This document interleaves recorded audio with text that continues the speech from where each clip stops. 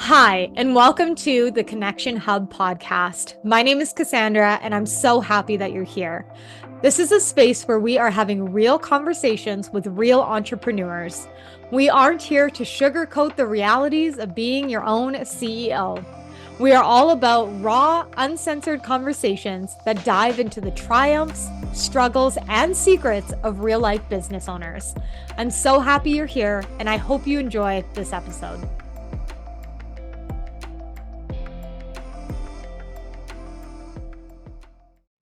Hello, everyone, and welcome back to the Connection Hub podcast. My name is Cassandra, and I'm your host. Today, we have the beautiful Chelle joining us. Chelle is an online business strategist and a mom of three, but I will allow her to introduce herself because she does it best. So, Chelle, tell us more about you and what you're up to.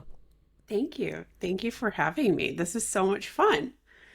Um, my name's Chelle Temple, obviously, and I am a online business strategist for online businesses and offline businesses too. I have worked with some offline businesses over the years. Um, I'm a mother of three, but I only have one left in the nest. I'm almost an empty nester. Can you believe that? Oh my goodness. I also have one grandbaby, so it's so interesting because I am now like officially the oldest person on almost every team I work on. I'm the oldest person in the room, and I'm not even that old, but Oh. yeah, I'm the one with the grandbaby, and I have a bougie little dog that might pop in here every once in a while. But yeah, I live in California. I love it here. I am a sun girl and a beach girl and all the things. I love it. It's so good to have you on the podcast. And I love that you are the oldest on the team, but I also just like so fun, so youthful, have so much, like, you're not old at all. So I, all of know. us youngins are coming into the online space. I love it. When I say I have a grandbaby, most people are like, "You Literally. what?" Yes, we do. Crazy, crazy. Okay, so tell us more about your business journey and how you've gotten to where you are today and kind of what led you there. So, I mean, there's like waves to it. It's literally like the ocean. It's like come in waves. And I would say I started my career in healthcare.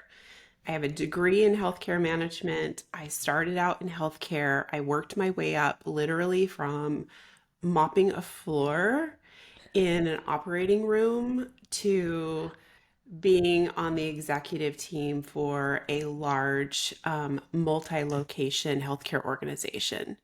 And then I worked for a school of medicine for a while in the executive team. So I really I worked my way up that ladder. And what happened was I eventually hit this like ceiling where I wasn't going to be able to move into any other position without getting an MBA.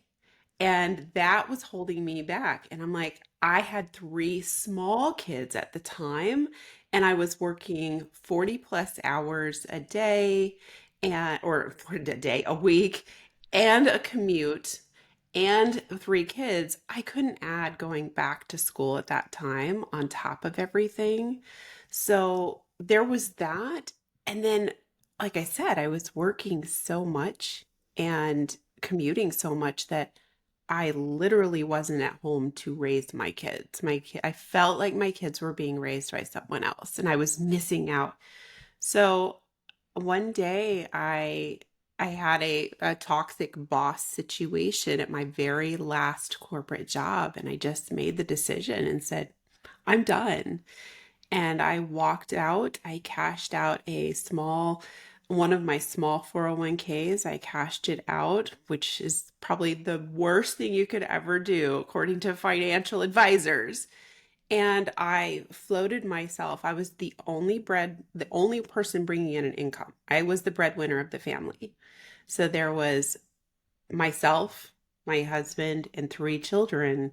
And I was the only one that brought in an income, benefits, all those things. And all of a sudden, we had nothing coming in. And I floated us for a few months while I figured out what to do. And I found the online space and just basically transferred my skill sets over and learned learned as much as I could, as fast as I could. Stumbled upon, doing some jobs for, I did a couple of jobs for free, but I just networked my butt off and got, landed a couple of small opportunities, and it grew from there. Wow, what a risk to take to know that you're the only breadwinner and you're like, yeah, this is not for me. No. And to know that about yourself as well, I think is really huge. Like whether you're a business owner, or whether you're in corporate or wherever you're at, like that's a huge realization to know this just no longer suits Mhm. me. This no longer feels good for me. This is not the place that I need to be. And, in the moment, I'm sure it was very scary to get to that point and say, okay, you know what, I'm done with this. But also, like, look at the future that you've built out of that risk. Absolutely. Absolutely. And you see the books Take the Leap, and you hear people say, take the leap, jump off the cliff, quit your day job and do this. I look back at that time and that decision and I'm like, ooh, I probably could have done that a little less risky. But and I wouldn't tell somebody today. In today's world is so different from even 10, 9, 10 years ago. I wouldn't tell someone today to do what I did, but I'm glad I did it.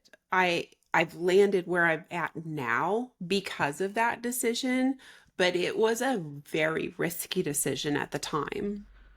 Yeah, that's huge. And I think that sometimes we can always get caught up inside of what ifs and well, should I and what would happen? And there comes a moment where you have to make a decision, right? Like there comes a choice point in it. And so yes, you can stay inside of the job that has the comfortable benefits, has the salary, has those pieces that, you're going to get paid every week. Yep. Or you can take this thing that you've either started to build or this side hustle that's now kind of taking off and choose that and choose the risky part of it. But that can be like, the sky's the limit there. There is no cap. There is no moving up in the company. You are the company.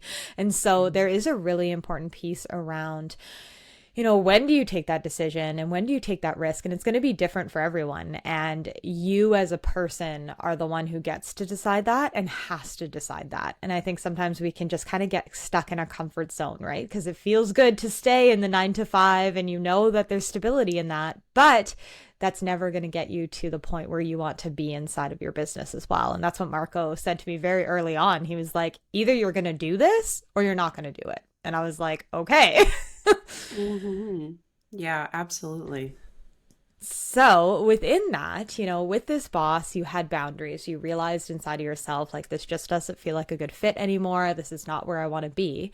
How do you continue to communicate boundaries that you have in your own business now as your own boss with your clients, with your teams that you work with? How do you share your boundaries with people?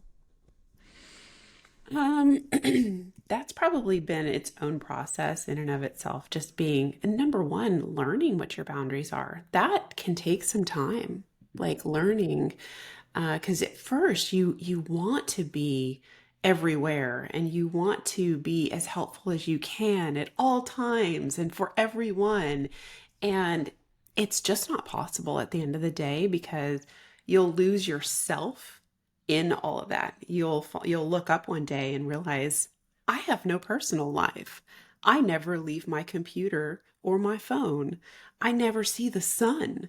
Like you literally will just like all of a sudden realize it. And by the time you realize it, you are so deep in not having boundaries that it can be really hard to dig yourself out without doing like a complete hard reset, which as a business owner can be a little challenging when you've established boundaries and established relationships with people, with your clients and your customers. So I would say that first, it just took me a while to learn where do I need to have boundaries? like I was completely new to the online space. I didn't even realize like, oh, I'm going to have boundaries around like when clients can talk to me and how clients can talk to me and where clients can talk to me. Like those things never even occurred to me because I was used to going into an office and everybody talks to everybody in an office all the time till you leave. And so I think that learning where to have boundaries was number one. And then number two, actually setting them for yourself and what is going to work for you. I personally, um, I probably have pretty laxed boundaries, but I only work with a handful of people at any given time. So it's not like I'm trying to juggle 500 people in a group program because I don't do that right now. So I think that for me, I am pretty clear about how and when and where I'm available to be communicated with. And then on a respect level, like how what I will tolerate. And that is outlined in my contracts now. It wasn't in the beginning. It's outlined in my contracts now. So it is actually a way for me to get out of working with someone that's not a good fit if the communication is breached. Um, and then I think that pretty much covers boundaries. Like for communication, there's other boundaries, but communication is just like the biggest one. Yeah, that's huge, especially in the online space, right? Because, like you said, when Absolutely. you work in a traditional 9 to 5 or even just in an office, you go to the office, you communicate, and you come home and you turn off, you unplug. Right. But when you're your own business owner, when you're your own boss, when you have your own client load, the phone is there 24 hours a day. All You the don't time. throw your phone out the window at 4 o'clock and say, see you tomorrow, right? No, So no. all of a sudden it becomes this element of always being on, and that in itself can be very exhausting for a lot of people. I know myself, like I'm very social, I like to talk, and then when 4 o'clock hits and I get some downtime, like I'm like ready for a nap because I've been doing it, I've been on all day, right? And so when you're constantly on and you're pushing the limits of your own boundaries, like, oh, you know what, I'll just work a little bit later tonight, or oh, you know what, it's Saturday, I'm with the kids, but I'm just going to answer this quick text or this quick email, you start to just kind of dwindle back into that, right? And so I think it's really a good point to make around being able to actually turn off and shut down and put the phone away and realize that, you know, in the majority of businesses that we're in and the majority of industries that we're in, the world is not on fire. We are not saving people. Like we're not heart surgeons. It's going to be okay if we put our phone away for the afternoon on Saturday while we spend it with the kids. Absolutely. I think that one of the things that was easy for me to do was this phone. It was at first, I had all the notifications on. I wanted to know when clients were reaching out to me or needed something. And what I didn't realize, I think at the time, was I was training them to reach out anytime and that I would respond at any time. And I don't know, a few years back, I was like, no, wait, this is backwards. And so I turned off all notifications on my phone. I removed all client email inboxes from my phone. I can't check their inbox or whatever you follow up with anything in their inboxes on my phone like I used to. Um, I do have Slack on my phone, but I don't have any of the notifications turned on. I only see it when I go in there. So I think that was really big, was turning off all the notifications, number one. And when I say turn off the notifications, there's so many ways to do that. And what I did was I don't like to see that little number, that little red number on any apps. I turn that off on every app. Do not put that number because that right there, if I see it, I'm going to open it. And I have no self control. It's So I'm going to anxiety open it. inducing. Open it. So I remove that trigger to open the app. So that allows me to decide when I'm going to open it. And I think that was the big thing, was removing those little number notifications. And then I keep my phone on silent all the time, like I think most people in nowadays do, because I can't listen to it, or I will again be triggered to open it. There's that whole thing with Slack, and a lot of people got burnt on the default noise that Slack has, that noise. Yes. And then they started implementing new chimes that you can pick. And I actually use those chimes to um, identify who is sending me a Slack. So each client I set a different chime to, so I can know audibly who is reaching out to me when I'm on my computer. But that little and the Voxer notification, Ah. total PTSD from all of those. I have to turn all that off. Literally, I was gonna say I have anxiety from that notification. But that's huge, right? It's like Yes. I that was one thing when I opened my business, my phone, as you upload, like, so I do social media for clients. And so I have all of my clients' Instagram accounts on my phone. And so you can imagine, not only am I getting my followers, comments, messages, but I'm getting all of theirs as well. I don't know how And you do so it. and that's exactly it, right? That was the first thing I did. I was like, that can't happen. Turn everything off. Like, I am not about to sit here and get 500 million messages a day coming through this one app. And so for myself, all my notifications are off. I check it when I want to go in there. The only thing I've got on is if you call me, that's going to come through, and my emergency contacts in do not disturb. Otherwise, I will come to you when I am ready to come to you. I love it. And I love yeah, it.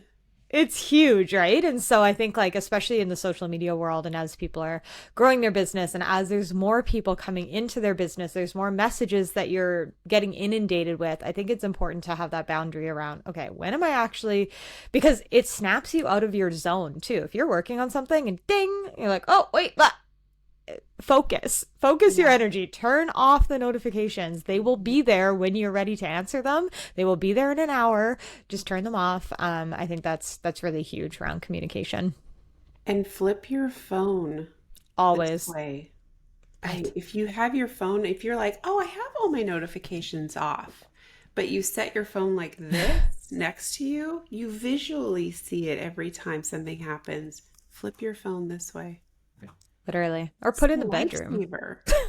Like, if you like, I always flip my phone over. Like, I'm like, I don't want to see Totally. anything that's happening there. When I want to Yeah, see it, I will go to it. totally. I love that. Okay, so a little more of a juicy topic. I know this personally about you, but I would love to talk a little bit about this in your business. So I know that you have a divorce, and how has that developed, affected, impacted your business in any way? I know there's lots of people that it's a little more of a taboo topic, if we want to say. And so some people aren't willing to open up about it, but I think that your stories are really interesting and valuable, and people need to hear these things. So if you're open for it, I would love to chat a little more about it. Totally. So, yeah, I went through a divorce. Let's see, I started my business in 2015, 2016. I can't remember the exact year. And I got divorced well, let's say it was an 18-month long divorce. Okay. So it was a year and a half. And we separated in early 2020 when the pandemic started. Yep. And then our divorce was not final until 18 months later. Wow. And it was rough. It was a really rough divorce. I ended up leaving the state that I was in to another state for my own sanity, safety, all the things.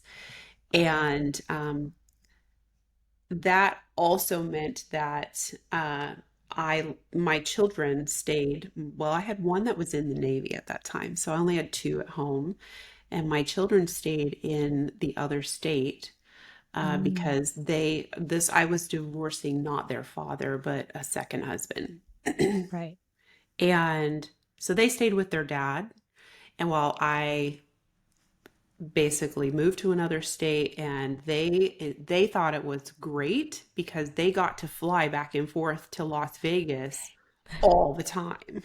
So they felt like they were going on vacation all the time because they would just Right. hop a plane for $47 back then and go spend the week with mom or the weekend with mom and then fly back home. It was great, but it allowed me the space to come back to me because I had lost Mm. so much of who I was. Well, how it impacts my business, that's a whole story because I realized a lot of things going through the divorce of how businesses are viewed as property in different Mm. states. So at the time I was in Colorado. That was where our divorce originated out of. That was where I started my business. I'd been in Colorado for years, like my whole life. I'm born and raised. And in the state of Colorado, they view a single person LLC or a single person business as community property if it is created within the time period of the marriage. So, Wow. because I started my business while I was married, Colorado views the business as community property. Mm. So, I couldn't just say, okay, we're getting a divorce. I'm going to take Right. my business, you take your job, and we split up the furniture and whatever, whatever. Right. Because we could if he was going to agree to that. Right. Unfortunately, he did not want to agree to that, and he wanted 50% of my business. Hmm. Now, as you can imagine, that's a lot. That's 50% huge. of your business. Yeah. Um, and I had to fight to prove that, number one, as a consultant or a coach or a course creator, that I was the business. Right. As a single filing, a single person entity, a single person LLC, you are the business. If you get hit by a bus tomorrow, God forbid, there's no business. There's Yeah. no assets to sell. You don't own a building. You're not a bakery. You don't own a bunch of equipment. You don't Right. have employees. There's no assets other than Right. cash. And you are the business. The contracts are made with you for your services. Right. So you, how do you separate that? How do you 50% yourself?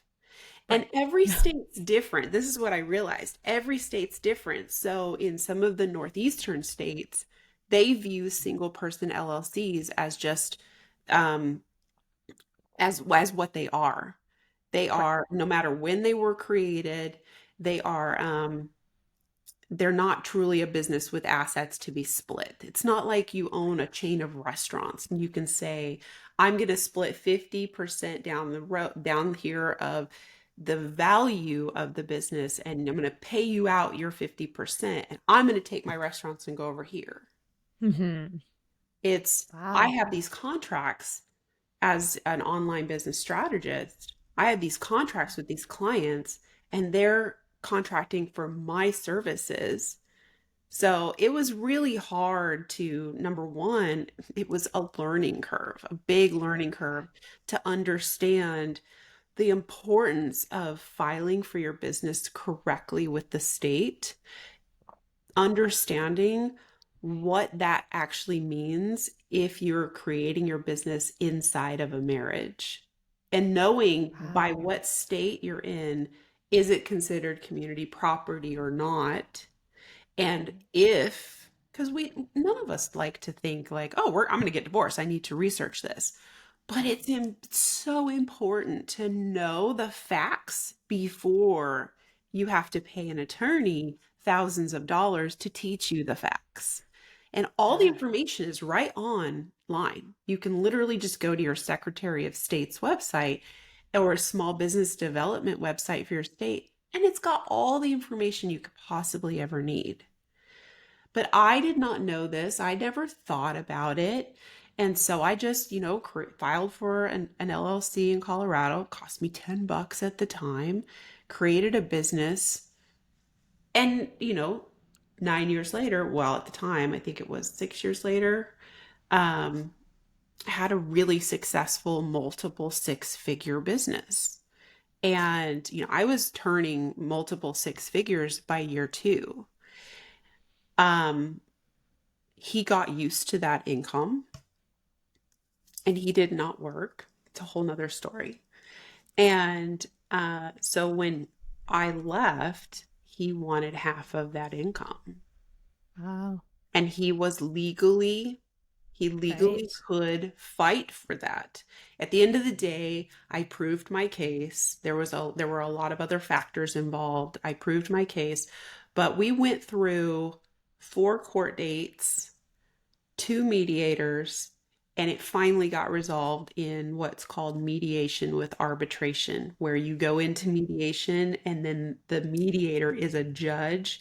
And when they decide, okay, this couple they're not going to come to a resolution, they flip their hat around to judge right there in the Zoom room. They flip their hat around to judge, and then they say, okay, I'm going to make the decision, and here's your settlement.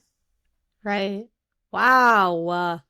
Wow. I would never have thought that, especially because you file under yourself, especially as like an LLC, right? Because you're filing under yourself. Like you said, you are the business. If you were to get hurt, the business dies with you. Like I am, unless, you have other pieces in place, like you are the business in the same way that I am the business. It's me. People see me.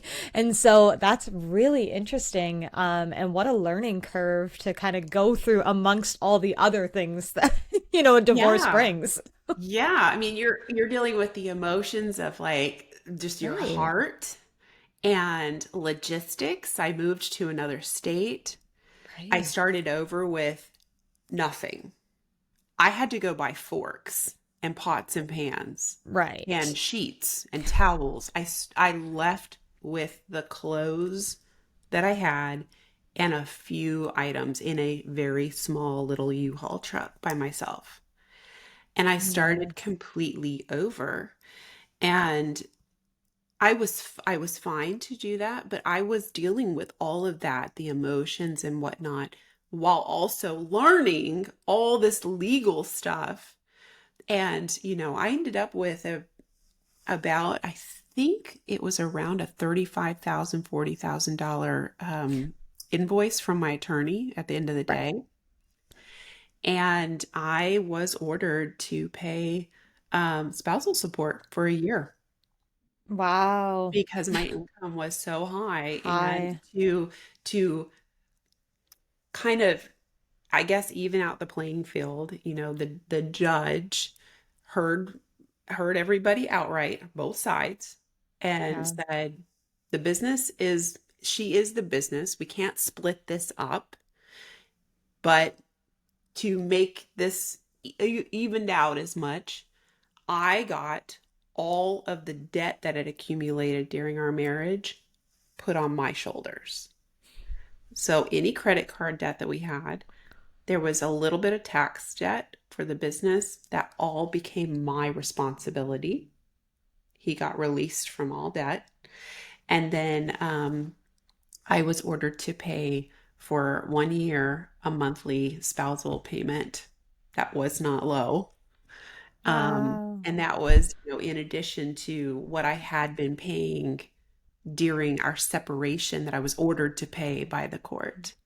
So, yeah, as a business owner who retired her husband and all the things, I am so anti retire your husband now.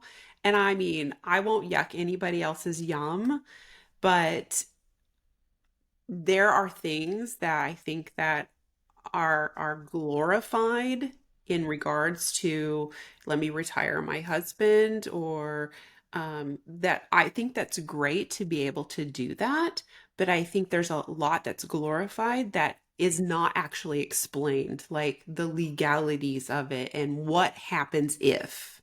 And I think those are the things that are really, really important and often are learned way too late. Well, and that makes such a good point, right? Is that if you're, I mean, nobody wants to think of separation. Nobody wants to think of breaking up. Nobody wants to think of divorce. But the reality is that that's a possibility. And so, like you said, it's a protection of yourself and your business. So, yes, you've built your business in a way that's successful for you. And now to have to not hand it over, but hand parts of that over to someone, or to feel like that's how it is legally, feels very unfair. And so, like you said, okay, there's so many posts out there all the time. I retired my husband and it's all good and it's great. And I love that for you. If I you do can do that, too. amazing. But in that sentence, that's something you've got to think about, is like, legally, what does that actually look like long term? Like, in the same way that, like, when you move in with a partner, right? Okay, so what's the agreement? Are we both on the mortgage? Are you going to rent from me? Are we going to have a Exactly. lease agreement? Like, you have to have some sort of mutual understanding, and some sort of, to me, like a written understanding of this is what this is going to look like, so that when things do happen, you can understand, like, and looking into those pieces that I would never have known that you now own half the business because you created it when I was around. Like, that's just so crazy to me. So that's a really interesting story, and hard lesson, but I think that that's a really something I have never even heard of. And so that's really, really interesting to hear that, and have other people think about that, and think about how they're going to navigate pieces of this legally and, financially, and to protect themselves and their entities as well. So, wow. Yeah, protect yourself. The thing is you don't know what you don't know, right? No. There's that level of consciousness that you don't know what you don't know. And I think that it's if you're going to go into business, you need to know how to protect Right. yourself. You need to understand the legalities of the state you live in. It's not universal, it's not national. These are state regulated situations. And Right. so understanding how your state works is so important, because not all states are community property states, and not Right. all states recognize a single person LLC as a standalone entity versus a full-fledged company, and they treat you differently depending on how they view you. So yeah, absolutely. And then Wow. how you manage your money is so important too. That was a part of this learning curve too, was how the money was managed inside of the business, making sure that you are having all of your money that is coming in through your business going into a business bank account. It is so simple, and is one thing that people drag their feet on, is going down to the bank and setting up you don't even have to go to the bank to do this anymore. You can do it online. You can set up another bank account. I did it with Chase online. It took me like 5 minutes and they sent me a card. It was so easy. And then you just change your Stripe and your PayPal to dump all that money into that account, and then set all your expenses to go on that debit card. Then pay yourself, whether that is you're taking a draw as an LLC, or you're running payroll to yourself as an S Corp, whatever that looks like. Have all that money go into one account, the expenses come out of that account, and then pay yourself out of that account. Because then you're showing the court, if need be, that you are operating this as a separate financial entity, and you're just paying yourself technically as the owner slash employee of the business. It makes a world of difference, just that tiny step. That's huge. And like you said, you can do all these things online. Like, we don't have to, if you don't want to go to the bank, you can It open up another takes account. 5 minutes. And it's so important because and just for your own brain, just for your own like sanity to see what money is going where. Because if you lump every if you have you ever had a Stripe payment come through? It's like, okay, well, once they take off the fees and the taxes and this and that, if you charge them $500, 472 cents is $472 is coming into your account. It's already a headache. And so, if you can see that coming into a separate account, that is your business account. It's not the Safeway and the this and the that, and your friend sent you an e-transfer and like all of these things coming into one account. It can be very Venmo. simple. Right. Like it's not happening. And so it's very easy to set it up, and then it's very clear distinction. That has been something that like that's the first thing I did when I was like, okay, I got the business license and now I'm getting a business bank account. It cost me $5 a month to have it. And everything is funneled into there. So when I do my taxes, it gets taken out of there. When I do like all of that is in the business account. And like you said, protecting yourself across the board. So, yes, protecting yourself against that are around you, but also protecting yourself from not from, but protecting yourself when it comes to clients. So having client contracts and agreements in place, having payment systems that are secure and safe, like all of these things are really important because we live in a world of, drop it like it's hot and move on, or I'm going to sue you, or I'm going to charge back. And that is not a thing. And so just having agreements in place to say, here's the work that I'm going to present you, and here's what I expect you to pay me. And that, it doesn't have to be super complex, but it's important to have those agreements in place so that if and when it ever does come down to, I had a client when I first started my business, $800 invoice. She's like, no, I'm not paying that. Yes, you are. You signed this agreement. And we fought back and forth, and we didn't luckily have to go to legal, but we very well could have. Here's the presentation of my work. Here's the lack of invoice coming my way. And so I think it's really important to keep those things in mind as you're building the foundations of your business. Or if you don't have them yet, today, go find, draft up. You need it. You need it. You need it. You need it. Yeah, there are companies out there. The contract shop is great. They have templates.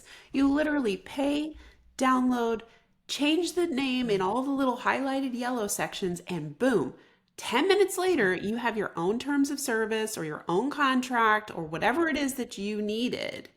And it's that simple. I think that it feels overwhelming. It feels really big. It's legal, it's money, it's finance, and I think women tend to do this more than men of that feels, and I'm probably going to get heat for saying that, but I think it's true.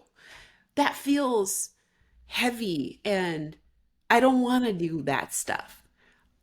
But you want to own a business. Yes. So act accordingly. I love that. I have it literally above my desk. Act accordingly. Like, Right. I'm the boss. I will act accordingly with integrity, Right. innovation, kindness, all the things, but act accordingly. You want to be the boss. Set your business up like a boss. Right. Like, Done. Yes, that's so important. And I think like we just get lost in like, okay, well, I'm just like a little entrepreneur. I'm just like doing this little thing. But like, no, you need to protect yourself. You are a business entity. Like you have, it's actually crazy when you think about it that people are physically paying Cassandra Arsenault as a human being for services that I provide. Like they're not paying a big cut. They're not paying Netflix. They're paying you. And so you now need to step up into this next level identity around what you're going to like all of the pieces, what you're going to allow into your business, what boundaries you're going to have, what you're going to charge, how you're going to run your business, how you're going to protect yourself. You are the owner. You get to decide these things, but you've got to decide and you've got to implement those pieces. And so when a client comes to you, what do they get? Invoice, contract, welcome package. Boom, done, handled, so that all those pieces are covered up front and you're not like 6 months into a relationship and things kind of feel weird and then all of a sudden you're like, oh crap, I need something now. No, straight up, here it is. and if you feel like you can't get that done, I don't know where to start with that. I it just feels too hard or too overwhelming or whatever, then get help to do it. But don't not do it. Don't put it on the back burner until you are burned. Yeah. Don't wait to learn that lesson the hard way. Listen to the people who have learned the Woo! lesson. Love it. I have about 14 t-shirts in my closet from it. Mm, Oh my goodness, that is so wild. Thank you so much for sharing that story. yeah. Thank you so much, Shelly, as always, for being here. Tell us more about the work you do, how to find you. Obviously, I'll drop everything in the show notes, but anything you want to close off this conversation with, go ahead. The mic is yours. Oh, well, um, you can find me in a couple of places. So I own CLT Consulting, which is at ShellyLynnTemple.com. I also co-founded the Business Whisperers. I have a business partner. We're both online strategists, but my partner focuses more on messaging, and she's just freaking brilliant when it comes to copy and messaging and like communicating. And I'm the nerd over here that does all the back end kind of strategy. So you can find me in both of those places. Um, I'm really not a Facebook girl, but I'm totally on the gram. So if you want to follow personal stuff on the gram, see my grandbaby and all the things that I do on the side, then follow me in stories over on the gram because that is pretty much where I play the most. And I like to, you won't see a lot of tips and tricks and uh, salesy stuff on my Instagram. You'll see my personal life, and I think that's so important to just be. It's really a core value for me is integrity and transparency, and I love what I do, and I love supporting women in making millions of dollars and doing it with ease because everybody's got their own individual circumstances, and there is no cookie cutter that will possibly work for everybody. So I love working with moms, new moms, women who are about to be moms.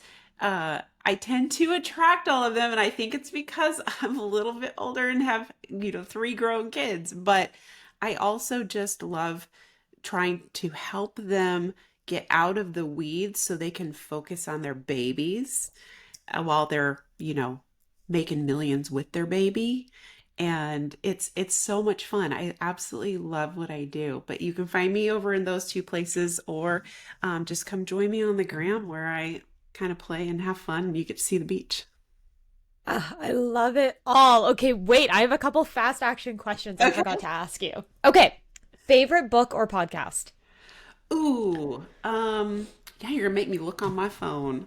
Uh, Oh, well. okay, so I will tell you that right now I'm back in my master's degree program, and I Yes. am in a master's degree class, reading a fable, and I'm absolutely loving this. It's about change management, but it's called Our Iceberg is Melting. And if you want to like learn with pictures. It's literally a picture Yes. book. It's like a fourth grade reader. It'll take you like less than a day to read this book, but it is so good around like how to get large groups of people to see the vision and understand how to tackle it. And it's told like a fourth grade story about penguins on an iceberg. I love this book. I love it.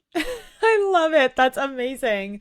Okay, what is your go-to morning drink? Coffee, coffee, coffee, coffee, coffee, and more coffee. Any type of coffee. We're on it. Pretty much. And then what's your favorite way to unwind after a crazy work week? Oh, a crazy work week. Well, I think that my go-to at any time, crazy work week or work day or whatever, is I need vitamin D and I need to hear the water. So I live in California, so you will always find me at the beach. I don't get in the water, but I do like to just go and sit and listen and become one with the waves. I love that. Me neither. I'm like, I'm not really gonna get in there, but I'll listen, I'll sit here all night. Exactly. I'm good just to enjoy the scenery and the sounds. Beyond. Yes. Yes, exactly. Thank you so much, Shelly. As always, you're an amazing human being. This was such a good conversation, so important. And yeah, I'll tag everything in the show notes for you guys to catch up on. As always, please let us know when you're listening, give us a rating. Thank you so much for being here. Thank you.